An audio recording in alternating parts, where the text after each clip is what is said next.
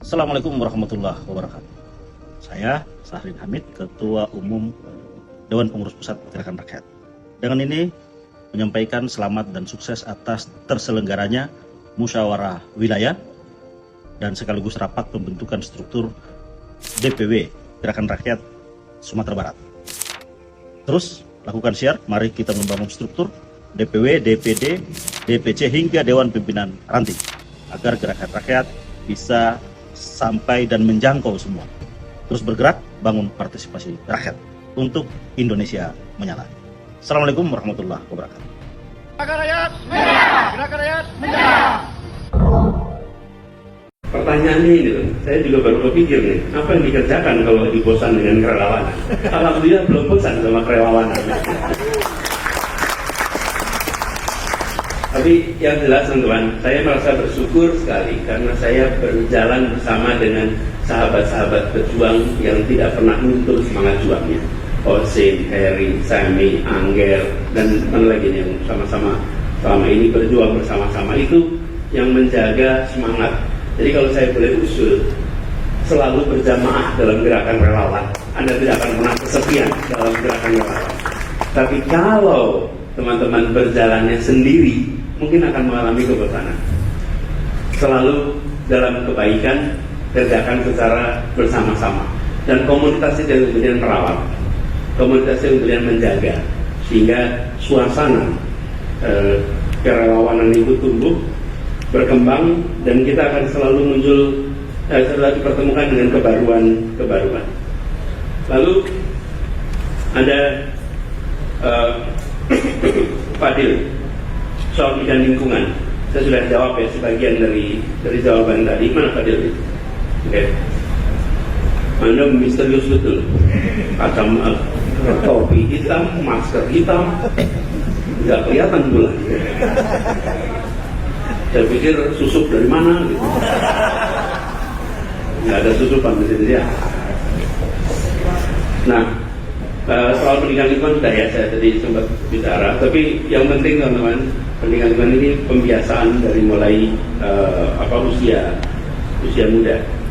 Lalu tentang akhlak guru, bagaimana menerapkan atau kepribadian atau budi pekerti, akhlak, karakter itu dengan pembiasaan dan keteladanan.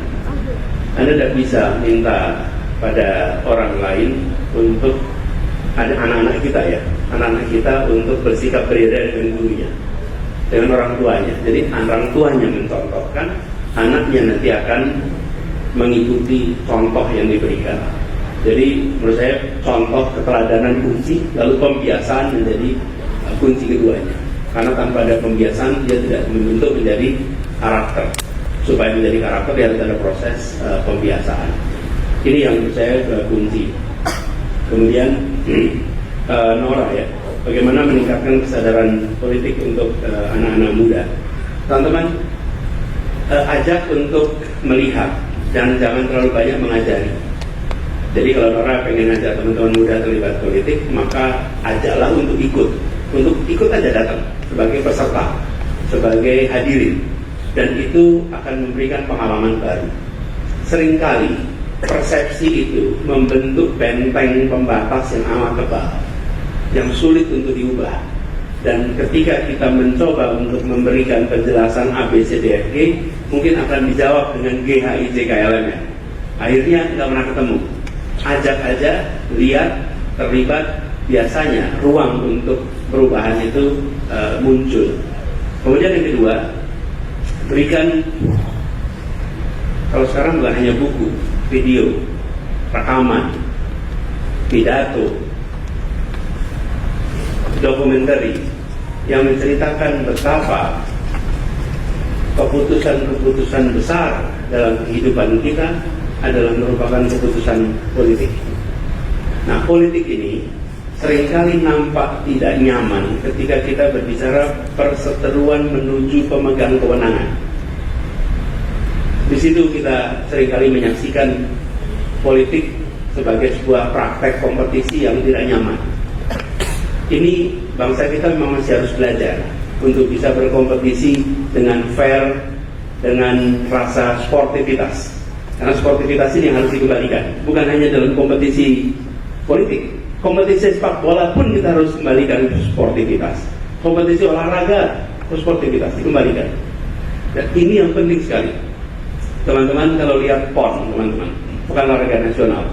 Lalu jenis-jenis atau cabang-cabang olahraga yang menggunakan juri, itu jenis cabang olahraga yang paling rentan pada praktek korupsi. Pakai penjurian. Oh, mereka yang perform belum tentu bagus, bisa dapat emas. Yang bagus nggak dapat medali sama sekali. Kenapa? Karena pakainya penjurian. Tapi kalau banyak lari, baru yang paling cepat yang dapat medali. Kenapa? Karena meritokrasi sepenuhnya. Ini teman-teman harus kita kembalikan. Ini di bidang olahraga.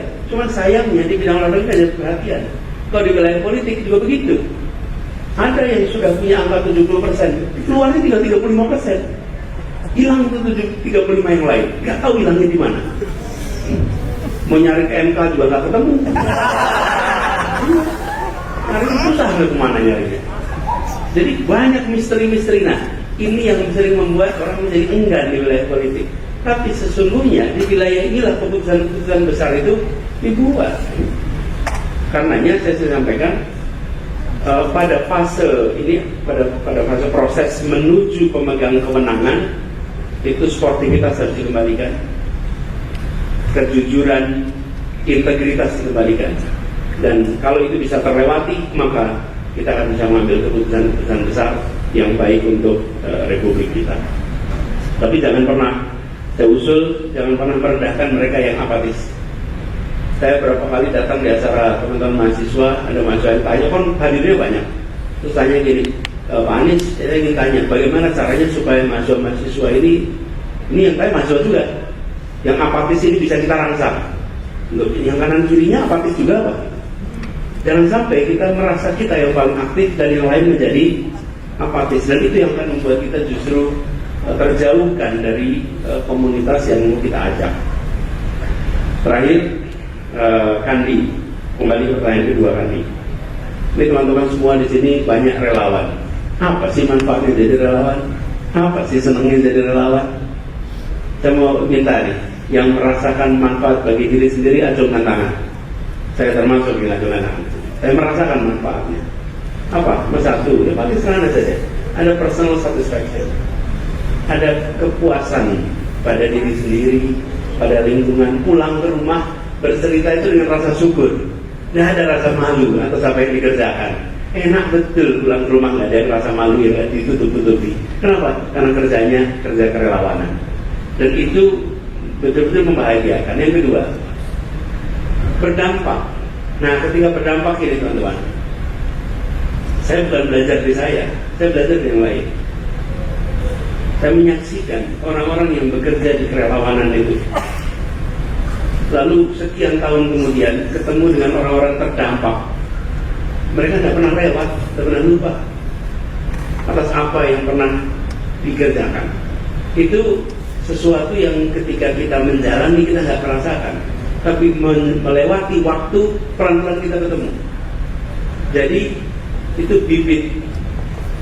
Saya dulu menyaksikan itu dari ibu, dari ayah yang bekerja sebagai guru, menyaksikan anak-anak mudanya menjadi seseorang, lalu pulang bercerita. Saya cerita dari Pak Kusnadi. Itu pada saat Pak Kusnadi menjadi rektor di kampus kami, ada satu orang yang cerita, ini kalau tidak ada Pak Kusnadi, saya nggak bisa di sini. Namanya saya Profesor Sofyan Effendi, yang kemudian jadi rektor Gajah Mada. Kalau tidak ada program PTN, saya di Bangka tidak bisa sekolah SMA. Dan kalau tidak bisa sekolah SMA, tidak mungkin bisa kuliah di Gajah Mada. Muridnya Pak Kusnadi, ini cerita sedikit nih. Karena itu saya lihat dari dekat nih satu orang ini. Dia mengajar di Kupang. Lalu di Halo teman-teman, berjumpa bersama saya di Politik Dangi. Kalau kita mendengar pidato Pak Anies, sangatlah luar biasa. Beliau sangat santun teman-teman, sangat hebat, visioner, ya sangat berbobot, sangat luar biasa teman-teman ya pokoknya. Di tengah isu Anies dijegal ya, pada saat Pilkada Jakarta lalu, teman-teman, itu membuat hati kita sangat kecewa dan miris.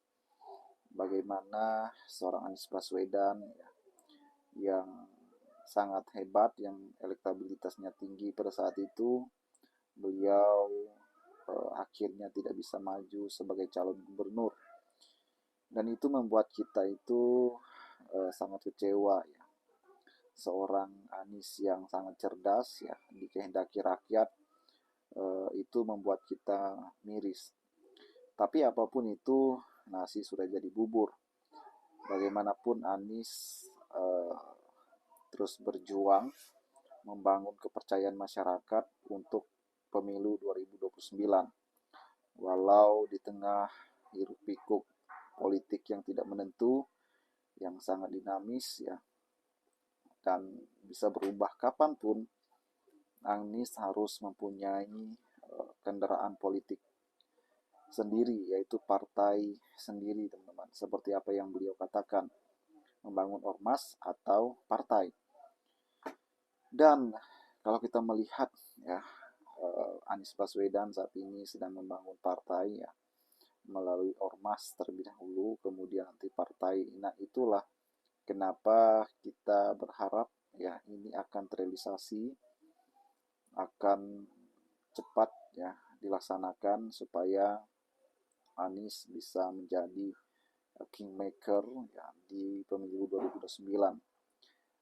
Paling tidak Anies bisa menjadi wakil sajalah ya kan. Kalau tidak bisa menjadi presiden, menjadi wakil ya, presiden, atau seburuk-buruknya Anies bisa menjadi menteri pada 2029 nanti, bisa berkoalisi dengan partai-partai besar ya seperti PDI ya. Dan itu luar biasa sekali, teman-teman ya. Pramono Anung ya, bagaimana beliau juga sangat berpotensi ya, maju di 2029 nanti ya. Kalau duet dengan Anies, teman-teman, saya yakin ini akan telak menang. Apalagi PDI ini akar rumputnya sangat kuat ya.